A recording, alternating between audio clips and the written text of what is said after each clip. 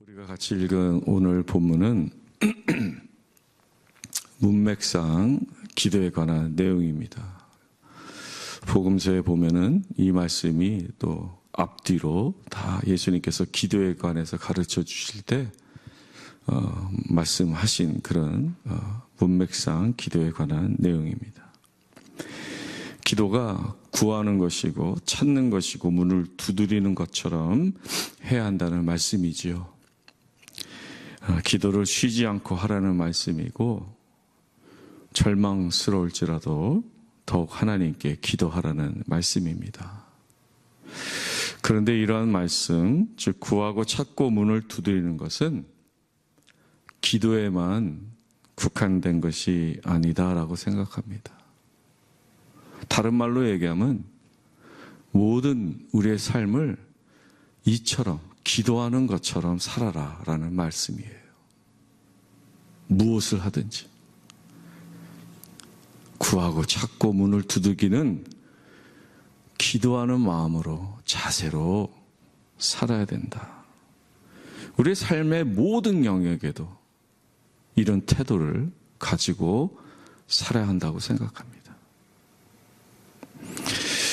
왜냐하면요, 우리는 편리함, 익숙함 이런 거를 선호할 때가 너무나 많기 때문에 그래요.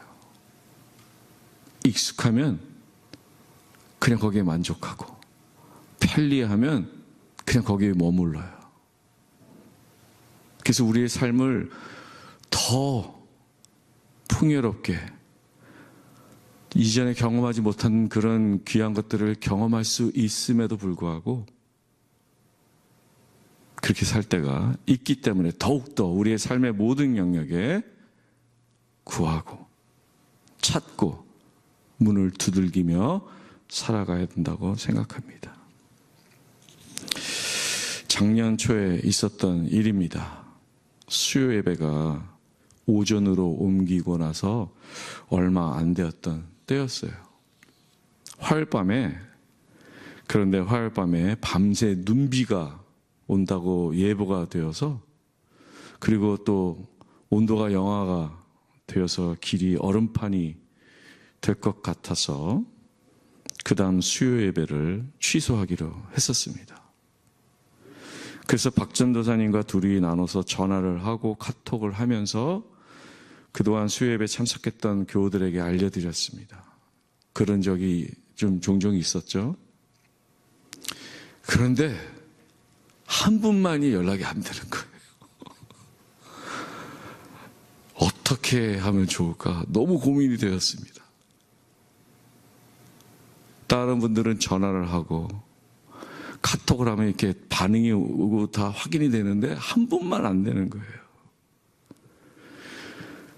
화요일날 저녁인데 밖에는 벌써 눈비가 내리고 쌀쌀해지고 바람도 막 부는데 이걸 어떡하지 하다가 그분 전화를 안 받으세요. 전화도 안 오고 메시지도 남길 수 없고 그분이 사시는 아파트로 갔어요. 그분이 사시는 아파트에 가서 이제 거기 보면 이제 누르는 게 있잖아요. 버즈 넘버가. 근데 이게 뉴 시스템이 돼가지고 번호가 안 맞는 거예요. 전화를 해도 계속 안 받고. 그러다가 이 아파트에 같이 사시는 분이 있음을 알고 그분께 전화를 했더니 마침 받으셨어요. 그래서 내려오셨어요. 그래서 자초지종을 다 그리고 누가 좀 나오거나 들어가면 따라 들어가면 되는데 없는 거예요. 막 눈비가 오고 하니까 사람들이 출입이. 그래서 그분이 내려오셔서 자초지종을 얘기해서 본인이 대신 가서 알려주겠다고 저보고 빨리 가라고, 집에 빨리 가라고, 눈비가 오니까. 그러고 나서 그분이 이제 전화가 오셨어요, 저한테. 죄송하다고 전화를 받지도 못하고 이랬다고 하면서 그때 길 잃어버린 한 마리의 양을 찾아 나서는 목자의 마음이 이런 것이구나. 그때 헤아리게 되었습니다. 한 마리의 양을 위해서 99마리의 양을 두고 찾아 나서지 않았었습니까?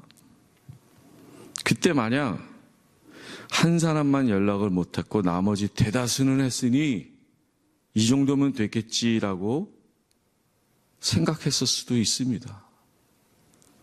나는 할 만큼 다 했다라고 합리화할 수도 있었을 것입니다. 그랬다면 그분이 일기예보를 보고 지혜롭게 눈비가 오니까 가지 말아야지, 차가 없는 분이니까 택시를 타든 버스를 타고 오셨는데,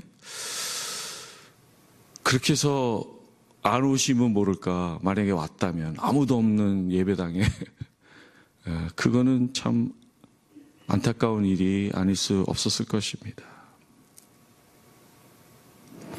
그분이 나중에 전화 오셨을 때 너무너무 죄송하다고 하시지만 저는 얼마나 감사한지 몰랐어요.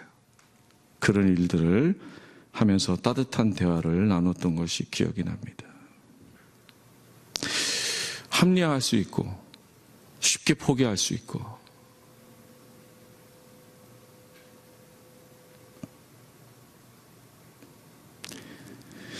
하지 않았던 게 참 감사하다 생각이 듭니다.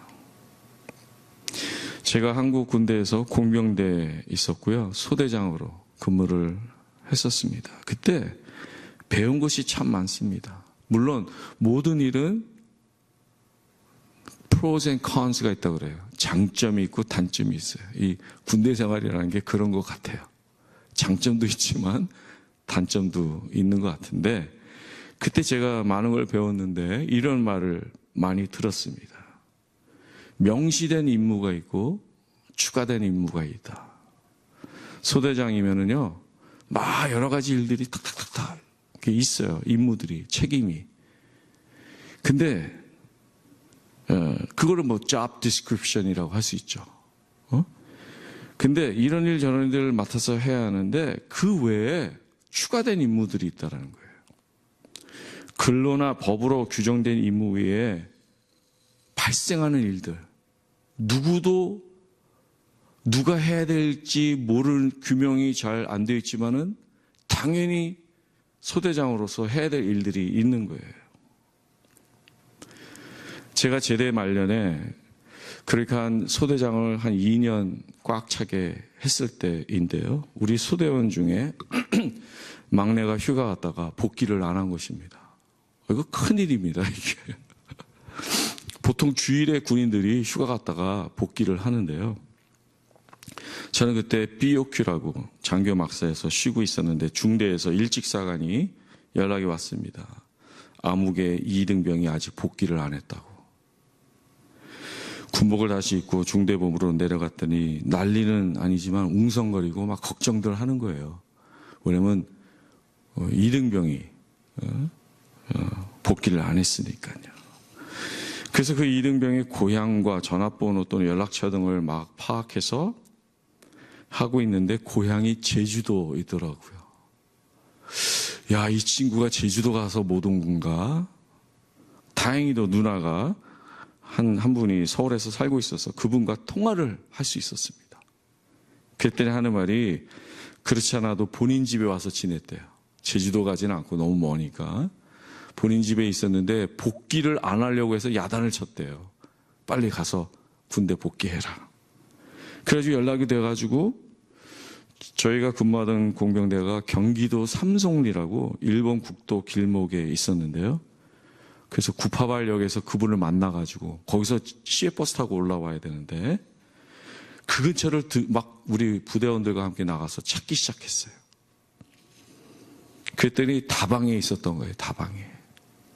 다방에서 이 친구가 복귀는 해야 되는데 복귀는 하고 싶지 않고 막 갈등하고 있었던 거예요. 그래서 잘 다독거려가지고 복귀를 했고, 영창까지는 가지 않고 상담 등을 통해 달랬던 그런 기억이 있습니다. 그때도 마찬가지였다고 생각이 됩니다. 제가 소대장으로서 그냥 명시된 임무만 했었으면 저는 편했겠죠. 헌병대에 그냥 연락만 하면 편했겠죠. 제 일을 다 했다 했었을 것입니다. 그러나 한 번만 더 생각하고 한 번만 더 움직일 때 이런 일들이 일어나는 것을 제가 기억이 납니다. 이처럼 구하고 찾고 문을 두들기는 것은요, 그냥 테크닉이 아니에요. 기술과 방법이 아니에요. 무엇을 얻기 위해서 하는 것이 아니에요. 내가 할 수 없지만 하나님 이루어 주시옵소서, 하나님 문 열어 주시옵소서 라는 그런 간절한 마음이에요. 그런 삶의 자세, 그런 마음이 있을 때 어떤 일을 만나든 기도하는 마음으로 하나님께 그것을 맡겨드리고 내가 할 수 있는 거 한 번 더, 한 발짝 더, 한 행동 한 번 더 하는 것, 그것이 우리의 삶의 모습이어야 된다 생각합니다. 그렇게 살아갈 때 하나님께서 문을 열어주십니다. 우리가 상상치도 못했던 일들을 경험하게 하십니다. 그럴수록 우리는 더욱더 겸손해지지 않습니까? 나는 이 작은 것 하나 더 했는데, 나는 이 작은 행동 한 발자국만 나갔는데, 나는 그냥 문을 두들겼는데 하나님께서 문을 열어주시고 그 놀라운 일들을 경험하게 하시니 우리는 더욱더 겸손해질 수밖에 없고, 우리의 삶을 그렇게 살아간다는 그런 귀한 진리를 몸소 체험하며 살아갈 수 있게 되는 것입니다. 여러분들 삶도 이런 기도하는 마음으로 한 번만 더 구하고 찾고 문을 두들길 때 하나님께서 그 닫힌 문을 열어주시고 놀라운 일들을 이루어주시는, 그것을 경험하며 사시는 여러분들 되시기를 간절히 바랍니다.